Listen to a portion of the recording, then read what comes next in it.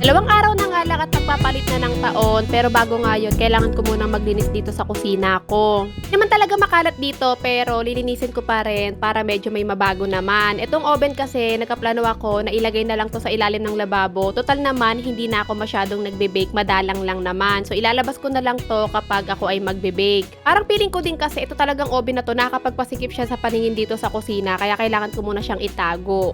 May mga nagtatanong pala kung ano daw ba tong brand ng oven ko. Sa Orange Chef ko lang to nabili mga mamis, tsaka sobrang tagal na neto. Ay, hindi naman sobra, siguro mga 3 years na, and okay naman siya. Tiks lang yan mga mamis, tapos 1 plus lang yung bili ko dyan. 25 liters lang pala yan, pero kasya naman dyan kapag nag-bake ka ng isang malaking lasagna o di naman kaya isang malaking bake mac. Nung natanggal ko na lahat na nakalagay dito sa ibabaw ng ref, oras naman na para pagpagan. Actually, itong ibabaw talaga ng ref, hindi ko to masyadong nalilinis. Napakadalang talaga, kaya mas maraming alikabok to.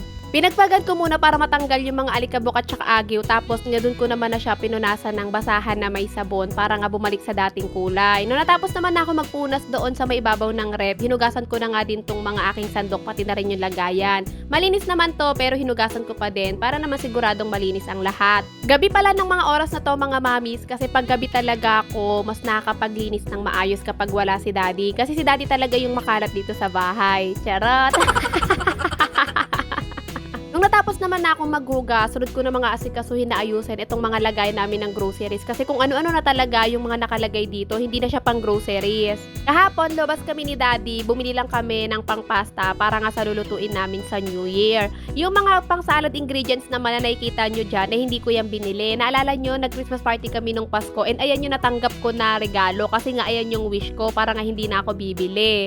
Kulang pa yan, pero dadagdagan ko na lang yan kapag namili kami ni Daddy kinabukasan. So, nung natapos na ako sa kusina, binalikan ko na nga to dito sa ibabaw ng ref kasi tuyo naman na. Meron kami nabili sa may Robinson na lagayan ng mga prutas, pero paglalagyan ko muna dito ng tinapay. Tapos ayun, nilagay ko na rin yung mga barya namin dyan. Yung mga barya na yan, dyan talaga namin inilalagay sa ibabaw ng ref para pag meron kaming dumarating na parcel, meron kaming barya na naibibigay sa kanila kahit papano pangbili nilang tubig o di naman kaya pambili nilang soft drinks. Nung nailagay ko na nga lahat ng mga dapat kong ilagay doon sa ibabaw ng ref, kung nakita nyo, mas maaliwalas na yung ibabaw ng ref. Ito namang oven, ilalagay ko na dito sa ilalim ng lababo. Total naman, nalinis ko na rin talaga tong ilalim ng lababo na to. Kaya medyo lumuwag na dito at pwede ko nang mailagay yung oven. Sa bungad ko lang inilagay yung oven para kung sakali nga na magbe-bake ako, hindi na ako mahihirapan na hugutin pa siya doon sa dulo. Ilabas ko na din pala itong regalo sa akin ng mga kaibigan ko nung birthday ko, pitchel na may kasamang baso para nga magamit na din namin. Pagkatapos, ito nga tagsimula na ako magwalis-walis dito para ibalik na yung basahan. Kung napansin nyo, wala yung basahan ko dito na malaki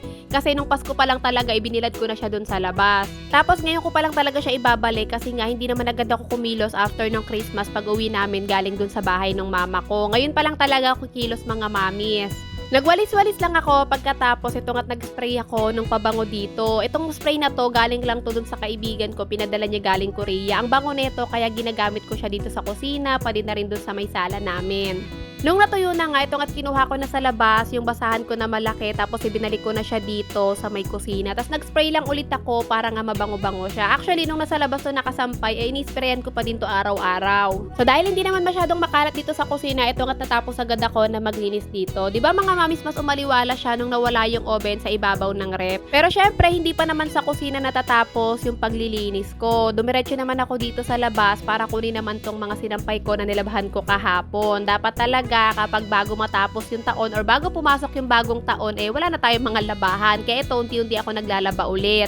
Hindi naman madami tong labahan ko kasi nung bago naman magpasko, talagang kahit pagod na pagod ako, eh araw-araw ako naglalaba nun. Hindi ko na nga lang naisasama sa mga vlog ko kasi paulit-ulit na lang. So after ko naman magtiklop, inilabas ko na yung mga hanger ulit doon sa sampayan, tapos sunod ko namang isasampay itong mga damit naman namin ni Atina na pinaikutan ko ulit. Umaga ko pinaikutan itong mga damit na to, pero ngayong gabi ko nga lang siya na isampay kasi nga kanina hindi pa naman din tuyo yung mga sinampay ko kahapon na mga short naman. Nung natapos ako magsampay, eh nagpahinga na ako nun mga mga mamis hanggang sa nakatulog na ako. Kinabukasan naman, hindi na ako nakapag-video mga mamis. Eto nga't namalengke naman kami ni Daddy. Ngayong araw na to mismo. Pinili namin kung ano yung mga dapat pa naming bilhin tsaka mga kailangan namin kasi nga ayaw na namin makipagsabayan sa sobrang dami ng tao kinabukasan.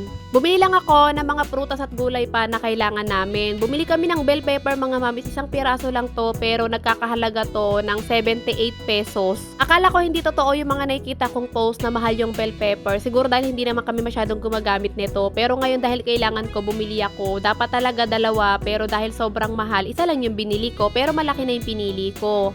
Bumili lang din ako ng carrots at patatas, tapos spring onion, bawang sibuyas. Bumili ako ng mangga kasi gusto ni Atina gumawa ako ng graham. Tapos sa prutas namin mga mamis ay hindi na ako nagmadaming prutas kasi baka masayang, hindi namin makain lahat, mabulok lang. Tapos nag-grocery lang kami sa Landers, pero sa Pure Gold lang talaga. Sa Pure Gold naman, kung ano lang din yung mga wala pa kami or kulang pa sa mga ingredients na gagamitin ko.